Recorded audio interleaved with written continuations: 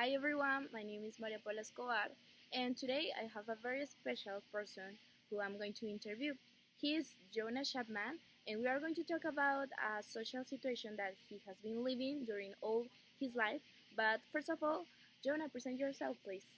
Hello, my name is Jonah Chapman.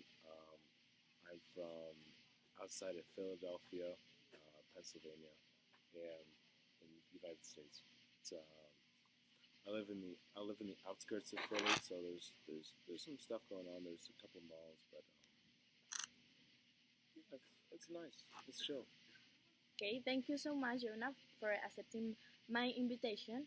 And as you know, today I'm going to ask you about your experiences with respect to cliques that exists in the camp that we both are attending. Okay, so tell me about that.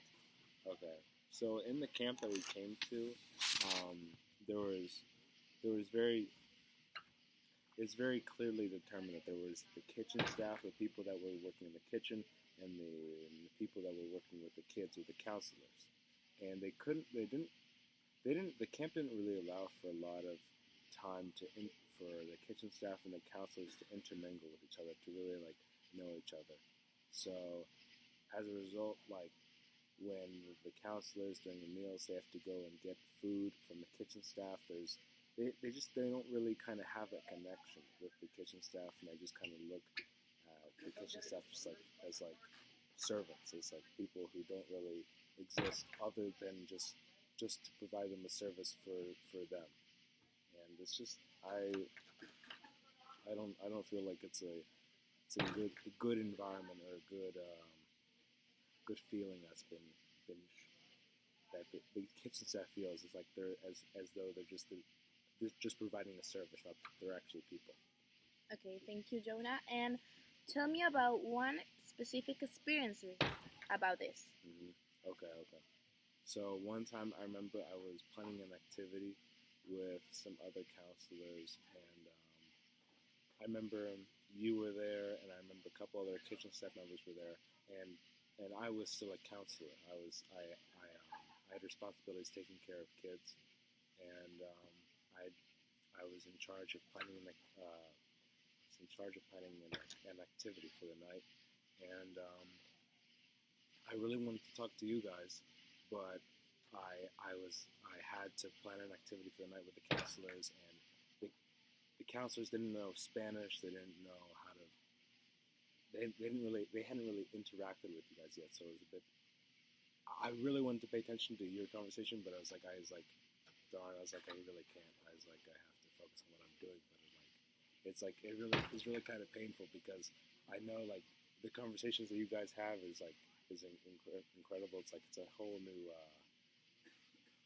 It's like not everyone is like really. Not everyone really cares. Nobody really cares about like the kitchen staff. It's just kind of like two separate worlds that don't really get the chance to like talk to each other very much. It just doesn't make me feel like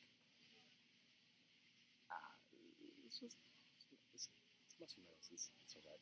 Okay, so tell me more, Jordan, about how do you feel with this kind of situation that you see with the kitchen staff and with the counselors here in the Pioneer camp. I feel that I feel like the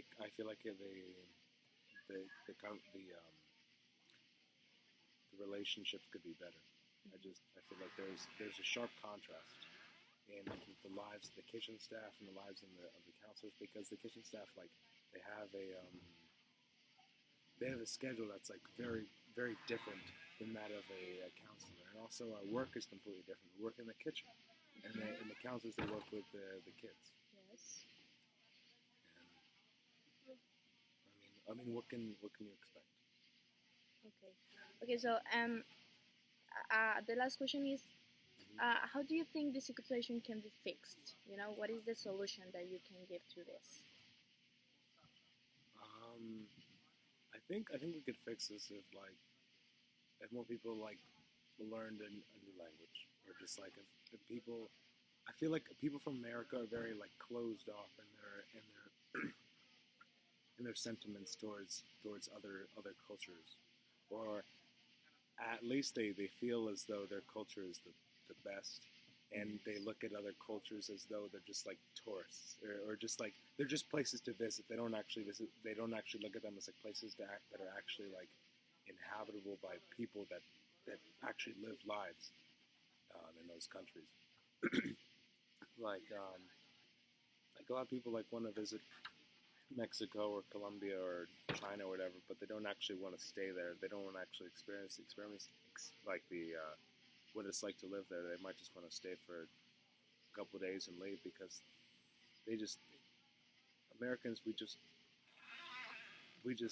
don't have like that perception of that other people live different lives than us, and it's interesting because we're very just kind of closed off in our way of thinking. Yeah, yeah, that's right, Jonah.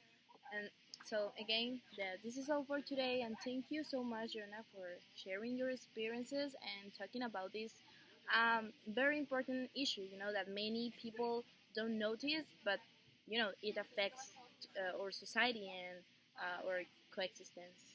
Mm-hmm. So thank you so much, Oh, Jonah. thank you, Paula.